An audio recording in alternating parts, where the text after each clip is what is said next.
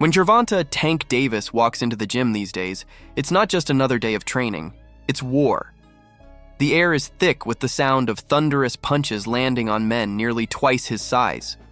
This isn't about intimidation or ego, it's preparation. He's fighting heavyweights in sparring sessions that look like something out of a Rocky movie. Each time his glove lands, you can feel the shockwave. One of those sessions became a moment whispered about in every gym from Baltimore to Vegas. Tank hit a heavyweight so hard the man's body snapped back, arms draped over the top rope, eyes wide, disbelief written across his face. The room went silent. Then the whispers began.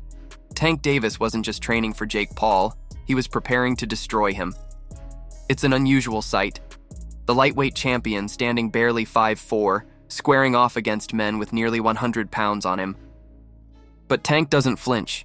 He steps inside the pocket, moves his head like a serpent, and fires back with combinations that defy physics. He's not just surviving, he's dominating. His team calls it precision training. Every exchange against these giants sharpens his distance control, his timing, and his confidence. Jake Paul's advantage is size, everyone knows that.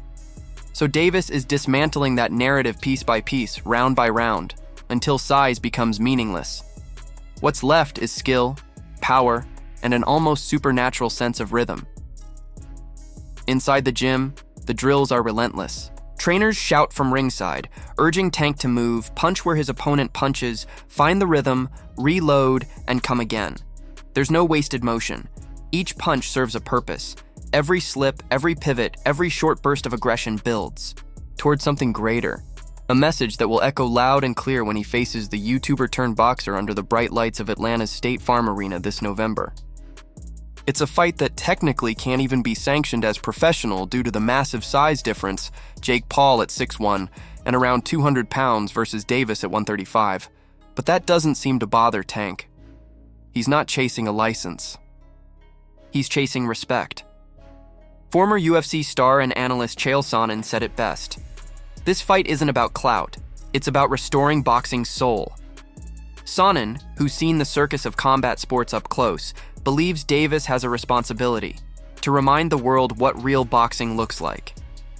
Jake Paul may have brought attention and spectacle, but Tank is bringing back the art form. Sonnen described it as a statement fight, where every jab, every uppercut is a declaration that skill and legacy will always outshine fame and followers. For him, Tank's not just fighting Jake Paul, he's fighting the entire notion that celebrity can replace mastery. Behind the showmanship, analysts see deeper layers. Teddy Atlas, one of boxing's sharpest minds, dismisses any idea that size will matter once the bell rings. People keep saying, what if Jake lands one big shot? Atlas scoffed. They're missing the point. Gervonta's faced every style imaginable, pressure fighters, counterpunchers, taller men, and he's beaten them all. To Atlas, Davis is a master craftsman, a man who can see openings before they exist. If Jake dares to step in, Atlas predicts he'll get caught by something he never saw coming, a punch that ends the fantasy and brings reality crashing down. Even so, not everyone is convinced that Tank's motivation lies purely in competition. Sports analyst Max Kellerman offered a more personal view. He suggested that Davis, after years of brutal training camps and constant title fights, may see this bout as both an opportunity and an exit strategy.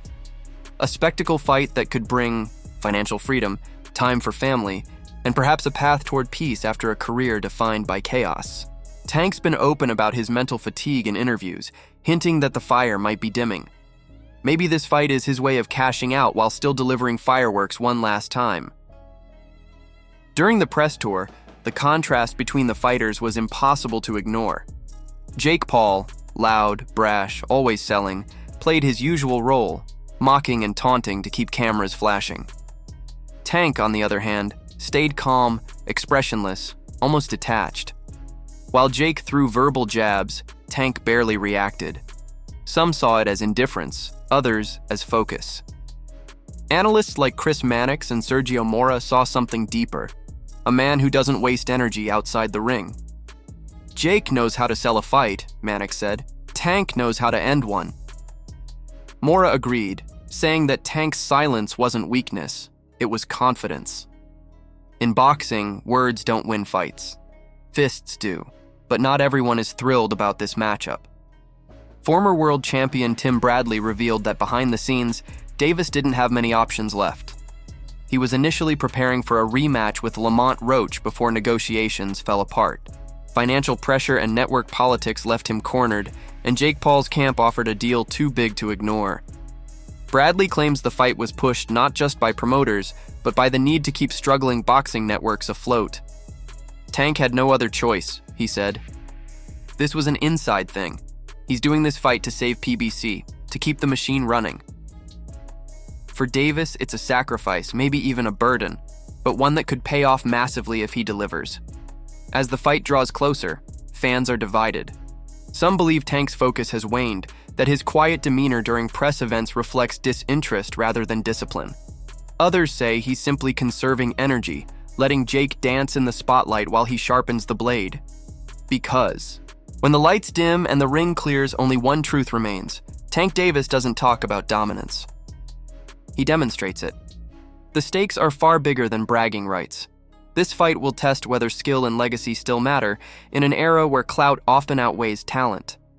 If Jake Paul somehow holds his own, it could shake boxing's credibility to its core. But if Tank Davis lands that signature left hand, the one that's flattened champions twice his size, it could end the debate in one brutal, beautiful moment. A reminder that the sport belongs to those who live it, breathe it, and bleed for it. Whether you love or hate Jake Paul, this fight isn't just about him, it's about what boxing stands for. Is it spectacle or sport? Fame or fight? Legacy or likes? Only the bell will decide. So, what do you think? Can Gervonta Tank Davis silence the circus and prove once and for all that real boxing still reigns supreme? Or will Jake Paul's size and swagger finally rewrite the script? Let us know your thoughts in the comments below. And if you want more stories where the line between sport and spectacle blurs, make sure to like this video, subscribe, and turn on notifications. The ring never lies, and neither do we.